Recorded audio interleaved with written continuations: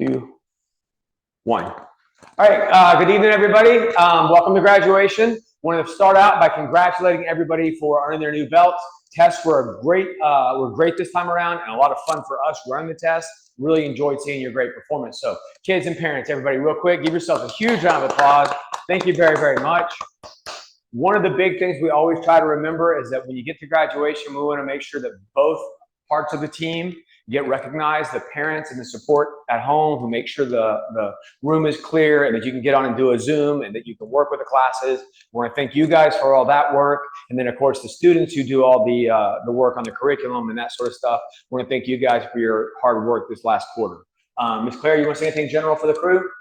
Congratulations, everybody. Nice work over the past quarter and fantastic job on your test.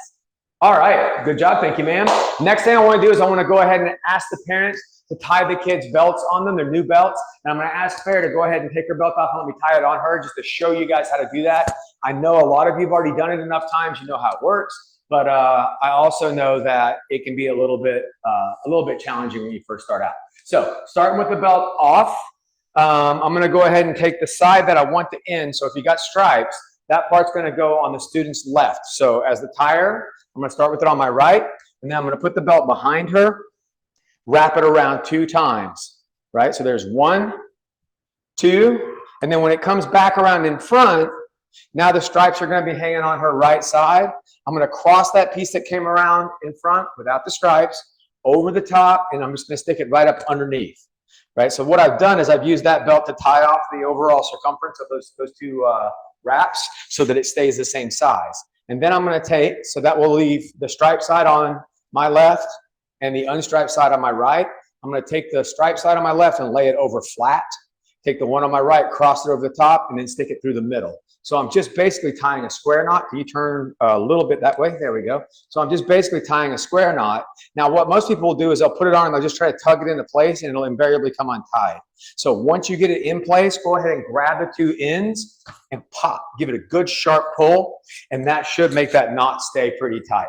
So go ahead and give that a try one more time. Starts from the student's left, 2 times around, and then you're going to go over and under everything, and then over and under the top. And that should give you a nice little square knot with the slot on the knot pointing to the left and the stripes on the left. And that would be how to tie a belt, right? So you guys go ahead and take a second, do that. And then what we're going to do is we're going to queue up a graduation video where you can see our graduation handouts, and we'll call out everybody's names as this stuff plays. I've got a lot of clips and videos that we'll show of the kids this last few weeks in class getting ready for their test, and then of course some photos at test. So go ahead and get those belts tied, and we'll be right back with you and start that video. Thank you very much. Real quick, we're going to bow and set that up for you and get on with that. Congratulations, everybody. All right, bye-bye.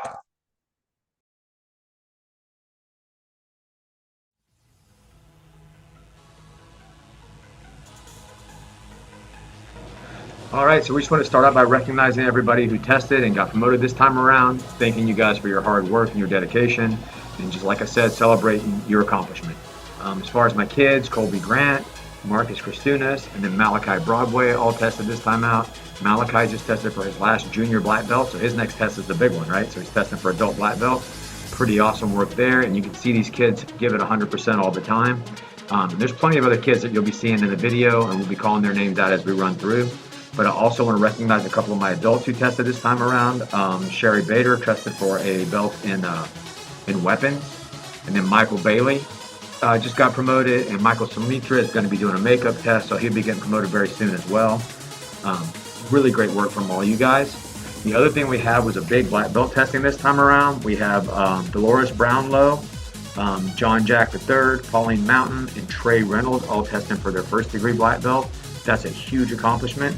And this Kristen Alexander is getting promoted to Rokudan, which is her 6th. It's a recognition of not only her martial arts skill, but her contributions to our school and the organization in general. So that's a huge promotion. Really proud of all the hard work we've seen from you guys, and just want to give everybody a huge round of applause and tell you that I appreciate everything that you do. All right, I'm going to take an opportunity to put some names and faces together just to let you guys know who some of the people are. Right here, this is Mr. Michael Sumitra. The guy that I told you is going to be doing makeup test. He's working hard, working those side kicks, getting that knee up, showing good focus and balance. Right, you can see his son over on the left side, that's Sammy. Below him in the orange, you can see Marcus Christunas crushing it. Up top center, you can see John Jack and his mom, Dr. Jack, both working out hard. John Jack just got his first black belt. His mom is going to be testing for her first degree. Dr. Black will be testing for her Shodan at the November testing. Right below them, you'll see Miss Dolores Brownlow. She's crushing it right there with those two pillars behind her. Right, you've got Gabriel down in the very center. You've got Gabe up above him. Over in the bottom right, you've got Michael Bailey. Above that, you've got Malachi, and you've got Miss McKenzie. Right, these guys are all giving a good, solid effort every single time they come to class, and it really is a joy to work with these guys. And it's kind of fun to just see them focus in and give some of their very best work. Obviously, Marcus keeps that bow staff close by so he can work on bow cutting right this quarter. It's been a great quarter, and we've had a lot of fun working with you guys. Thank you very much. I hope you're enjoying your graduation and taking a minute to celebrate your success.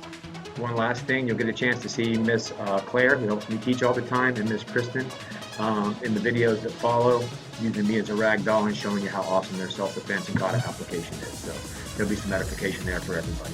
All right, guys, thanks. Got to see some of those call outs and got to see some of our students performing this last few weeks coming up towards test time. The next thing we're going to do is preview your curriculum for next quarter, right? And so we'll show you your forms and your self-defense and just give you kind of an idea of what's coming up. So the first, I'm going to ask Miss Claire to do that one, and then I'll preview the black belt form for the score. And then we'll go back and fill in some self-defense. Are you ready for the next slide now? Best for Pastor. Ready, and 1, 2, 3, 4. 1, 2, 3, and 4. 1, 2, 3, 4, and 5. And back to ready. Nicely done, man. Good job. Okay. All right, so Claire did a great job demonstrating advanced kata 5 and showing you some of the pieces and parts. I've asked Kristen to come in and show a little bit of the application of the kata, right? And I just want to show you a couple sequences of it. She's going to show you the opening sequence with the outer block, shift, and punch. And then she's going to show kind of the signature sequence later where it's got the 2 X blocks. So we're going to start from the supposition that we're at basically argument kind of distance, right? And I reach out and latch on. As soon as I do, she's obviously going to go into motion, right? So she grabs, steps, and attacks that elbow with an outer block. So that's her back stance outer block, right? First move.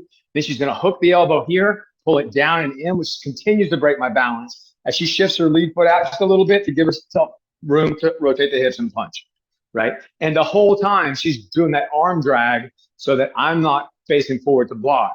So a couple cool things again. When she grabs here, just watch this part on the lapel. She grabs and rolls. I'm all tangled up in her shirt. As much as I would like to let go to let some pressure off, I'm having a really tough time doing that. So then she attacks that elbow and stands me up a bit because that hyperextends the elbow.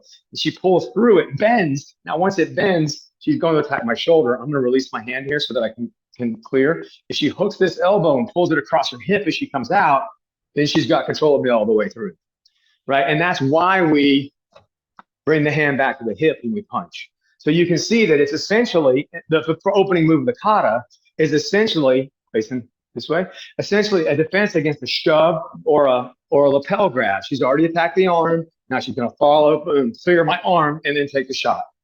And that's the first move of the kata. So in the kata, it looks like block and punch, right? But as she's doing that, what she's doing is attacking the arm, dragging the arm, turning my back, and taking that free shot punch, right? And the next move in the kata, you slide up and bring the hand to the hip, which could just as easily be off that punch, grabbing my head and bringing it to her hip. And I'd like to leave my head where it's at, so we won't do that part today. But that just kind of gives you an idea how that part sets up. The next piece, the signature piece, is the low X, high X, right? And I'm not a huge fan of using an X block to block a live strike.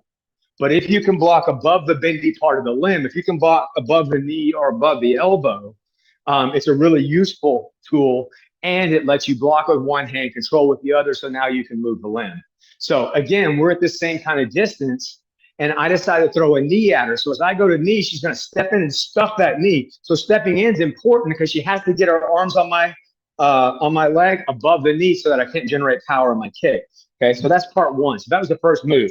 Now, as soon as I throw that kick, you know I'm going to follow it up with a punch. So I go in here and I go 1, 2, and she's moving that hand up, catching me above the elbow. So by doing that X block, she's cleared this over her head. And then she's just going to bring my arm down and around and turn my back. And in the kata, she just steps through solidly and punches. Boom, right? And it's a middle punch. So that could be to the kidney or the ribs, or in practical application, where she might choose to, take the back of the head. Thanks for not laying me out for everybody. All right. So again, here, if I come in with the knee, it's 1, immediately 2. And then she controls me, pushes that arm all the way through so that now it's pinned against my body and I'm rolled away from her. And so now that shot over the shoulder, if she steps into punch, I'm going to have a hard time, right, dealing with that particular punch. And that's one of the things I kind of wanted to show you, that even a smaller person, and literally I'm about 200 pounds and she's just a little over 100. So, right, even a smaller person, she's having to use both hands to block, but she can stuff my forward momentum pretty hard and then use her body. And by using those mechanics and angles, she's in a pretty good position to move for position. Now she's behind my back, right? So nothing stops her from moving and choking or doing all kinds of other defensive skills. In this particular kata, is to step through and punch the heck out of it, right?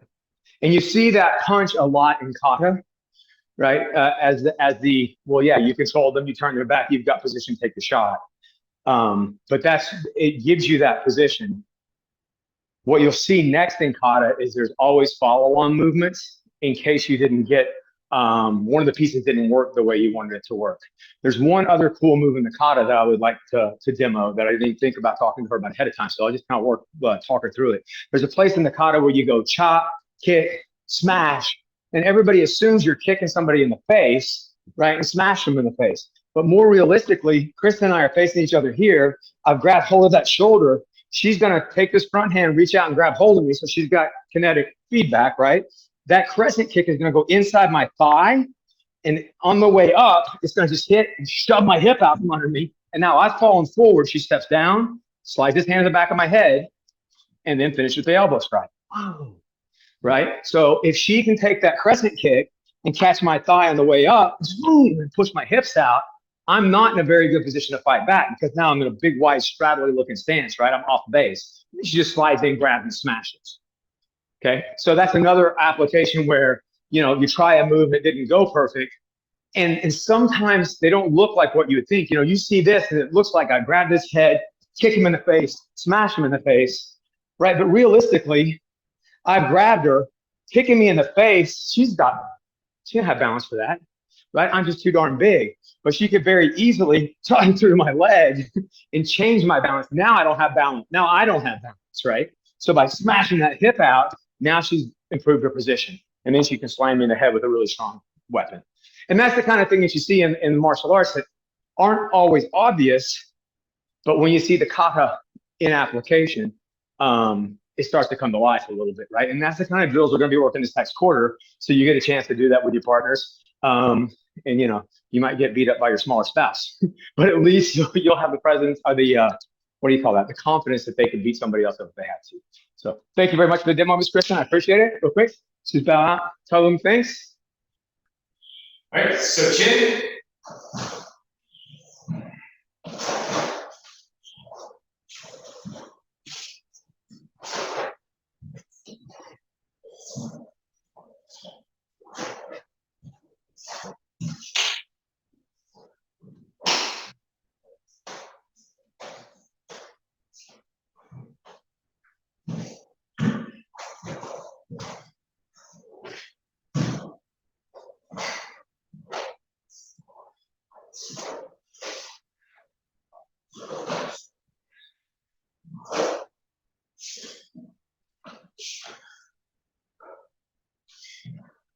You'll see that. Otherwise, the kata, you see something looks like a hip on the shoulder load. We'll break that down too. Not tonight, but we'll break that down too so you can see. All right, for the black belt crew, you've probably seen a lot of drills where we start out crossing arms. So if we start out crossing arms here, then we bump arms, however we got there, we're having a death match, bang, we bump up, I feel her arm, now I know what to do. Control her elbow, walk her eye, chop her in the head. Well, she covered it, that didn't help me much. So now I'm gonna come here, check, and strike again. She covered it again, I'm gonna take my hand here, boom, knife to the throat, or spear to the throat, kick her in the knee to straighten this leg, take this leg, then step in hammer. In a kata, there's a piece that looks just like that. It goes 1, 2, 3, kick, kick, smash. Right? So from the clash, we're here.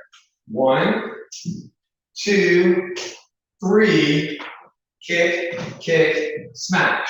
And that's, and this hand just kind of comes over. That's basically that setup. So you can see that right out of the kata. One other piece, what if we clash left arms instead of right arms? So if I clash here, the next piece of the kata, the opening piece of the kata, comes out of this position. We clash. So I'm going to slightly grab his arm, bang, punch to the groin. That's that first stance. Come up, this hand goes down and controls. Then I step through, 2 punches, right? And from there, I scoot back, get this arm out of my way, shoot my weight to the side, and do my first down blow. And that is 1, right? Grab and step, clear and punch. Right, and then from there, scoop the arm, slam the back of the head, and that becomes this motion. So you can see how that stuff will build up. We'll build that a little bit more too, so we can build our gauges. Okay, so that stuff's all coming up for you this quarter. Hopefully that will be enough to help you stitch together some of the moves we do in the air and some of how we do it with people. And we'll get right into teaching you guys some of that stuff. So enjoy. Short class after this.